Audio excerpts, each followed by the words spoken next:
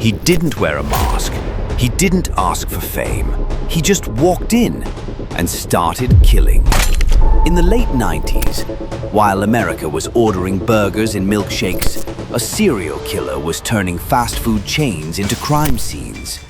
No ransom, no motive, just cold-blooded executions captured in the heart of Tennessee. This isn't fiction. This is true crime. And Paul Dennis Reid's fast food murders may be the most terrifying case you've never heard of.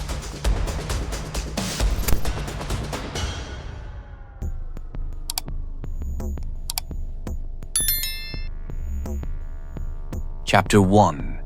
The Dream That Died in Nashville. In the neon-lit streets of Nashville, where every bar hums with ambition and every alley echoes with lost songs, Paul Dennis Reid arrived chasing a dream. He wasn't always a killer. In another life, he was just another man with a guitar and a head full of country ballads. He believed the stage would save him, that fame could fill the cracks his past had left behind. But Nashville didn't listen. The doors stayed shut. The demos got tossed. And with every failed audition, something inside Reid twisted a little tighter. Behind the hopeful smile was a storm brewing. He had already served time for aggravated robbery in Texas and came out promising a new life. But Nashville wasn't waiting with open arms. He worked dead-end jobs, slept in motels, and watched as younger, hungrier musicians took the spotlight he believed was his. Rejection didn't just hurt, it festered. And with no support system, no friends, and no future in sight, the line between frustration and rage began to blur. By 90, Paul Dennis Reid was no longer trying to get noticed by a record label. He wanted to be remembered in a different way, a way that would make headlines, a way that would leave a mark. He wasn't chasing applause anymore. He was chasing blood, and Nashville, once his dream, was about to become his stage for murder. Chapter 2. The First Execution, Captain D's Massacre. It was a quiet Sunday morning, February 16th, 1997. Most people in Nashville were still sleeping off their Saturday nights. But inside a Captain D's seafood restaurant, something unthinkable was about to happen. Paul Dennis Reid walked in just after opening. He wasn't there for food. He wasn't there for money. He was there to kill.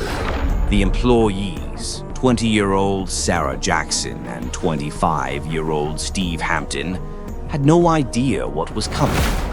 Reid forced them at gunpoint into the restaurant's walk-in freezer. No demands, no questions, no theatrics. And then execution. He shot both of them in the head at point-blank range. No robbery, no clear motive. The register had barely been touched. Less than $500 missing. This wasn't about getting rich. It was about control. It was about death. In true crime history, few murders are as hauntingly cold as this one. The victims were compliant, no resistance, no threat.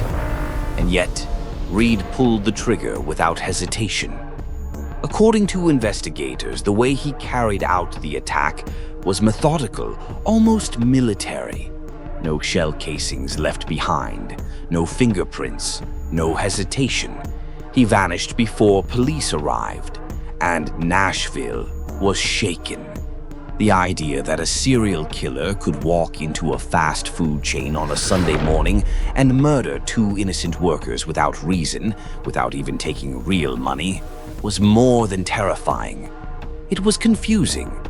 Who kills without a motive? The Captain D's murders would later become known as the beginning of the fast food murders, a string of killings that would paint Reid not just as a killer, but as a man completely devoid of empathy. A man who didn't kill out of rage. He killed because he could, and this was only the beginning. Steve Hampton was my son. He was the only child I could ever have. I raised him totally by myself, so he was my heart. He was my life. He was what I lived for. He was what I worked for. You never have closure. I mean, it's always there. Our child will always be gone on this earth. We will never see her again here. And we have to get used to that. We have to know that. We do know that we're going to see her again. She's just living in a much better place than we are, that's for sure. And that's how we get through it. She's complete. She's back home where she started, and she's complete. And I just kind of leave it there. This was in her backpack. Pat gave it to me. I've worn it ever since.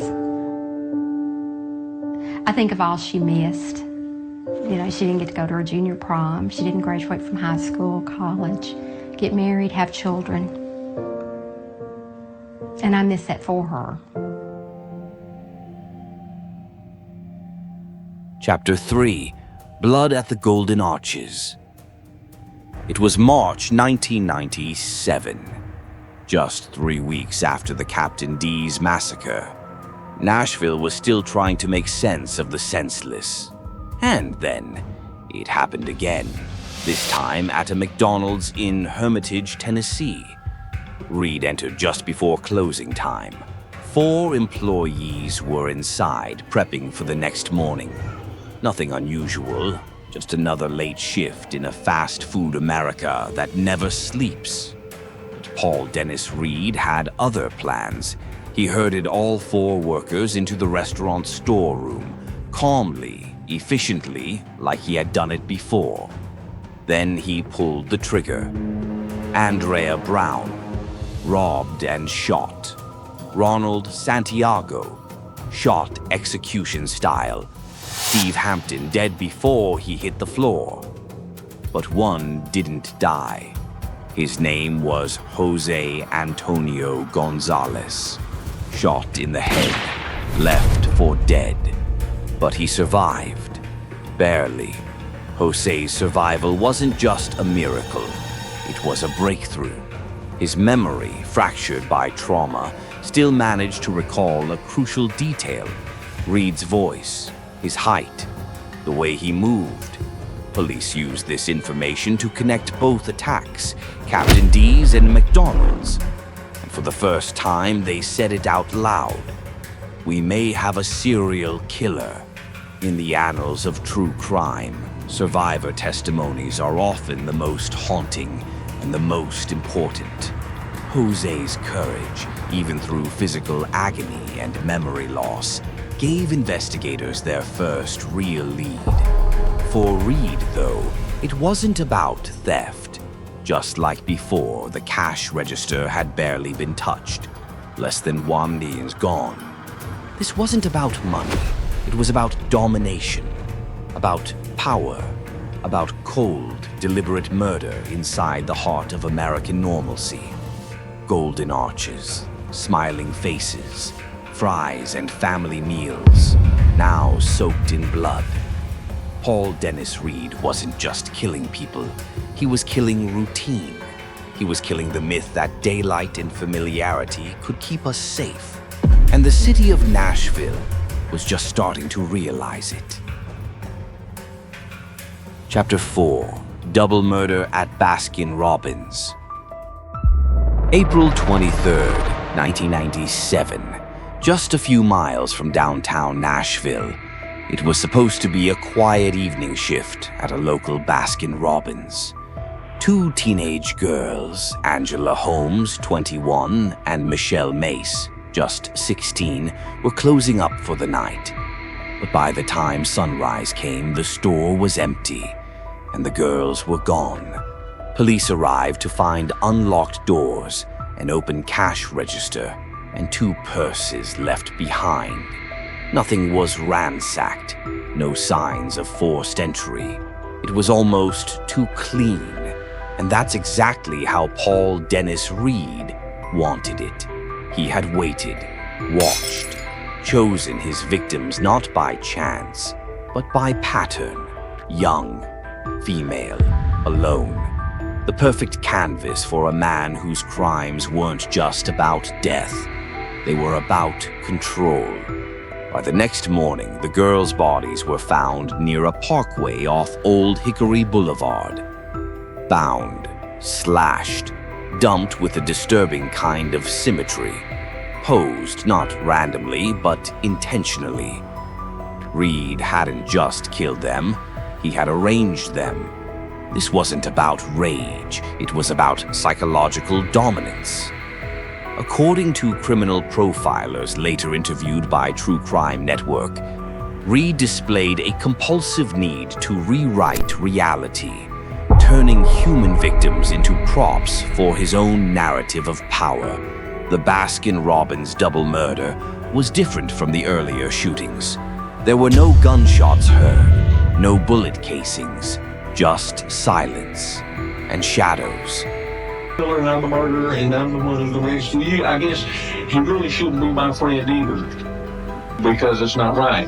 I'm just trying to say that I just don't want you to be biased. I'm still a human being. You said if I am the killer.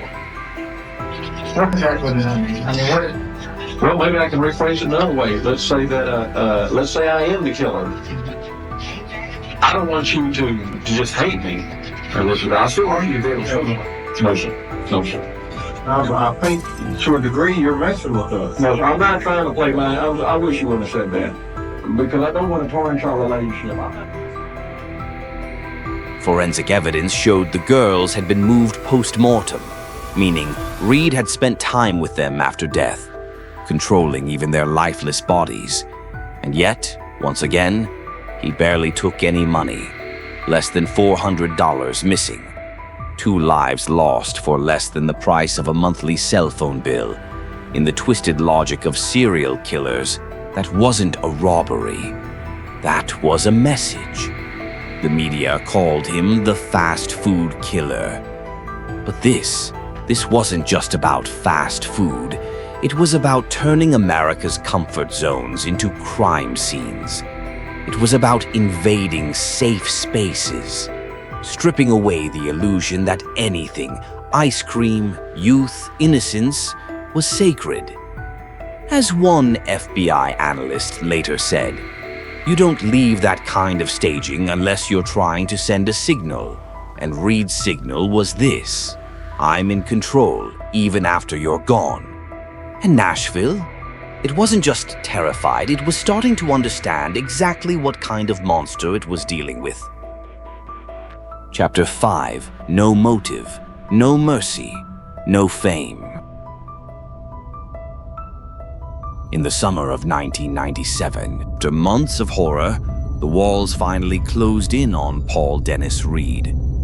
A careless slip, a fingerprint, a sighting, a name whispered at the wrong time was all it took. On June 25th, he was arrested outside his girlfriend's apartment in Clarksville, Tennessee. He didn't resist, he didn't confess, and he never explained why. 7 people were dead. Each one killed with a level of cold calculation that stunned even seasoned homicide detectives. But when asked why he did it, Reid offered nothing. No manifesto, no grudge, no revenge. Just silence. That silence became his signature. In the courtroom, prosecutors laid out a chilling timeline of the fast food murders. Captain D's, McDonald's, Baskin-Robbins, all connected by one common denominator: Reid's unmatched brutality. Witnesses wept, survivors spoke, families held up pictures of the lives stolen, and Reid, he sat expressionless. Paul Dennis Reid was convicted of 7 murders across 3 different crime scenes. Very odd individual, needless to say. He's a sociopath. Trying to get him to confess to something. Of course, he has no conscience. He has no remorse, so trying to get him to confess to anything is not going to happen. What was it like sitting down with him? I mean, we tried to get inside of his head. We tried to interview him, Mike Rowland and myself. And we tried to get him to confess to these crimes that we absolutely knew that he committed, at least 7 homicides, probably 8 homicides if we count the one at Shoney's. And, you know, he wouldn't bend, he wouldn't give. He would talk crazy in a way, or at least try to make us think that. But at one point he did say, if I was a killer, would you hate me? So, you know, he was trying to be our friend, I guess, in a sense. But he's a strange individual. He can go out and kill somebody and go eat a hamburger without any problems. He received 7 death sentences, an almost unprecedented punishment in modern American crime history. But even as he awaited execution, he refused to talk.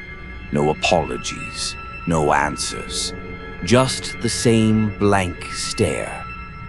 Over time, he faded from headlines. While other serial killers like Bundy, Gacy, or Dahmer became twisted cultural figures, Reid vanished into the shadows. No Netflix documentaries, no best-selling books, no final interview.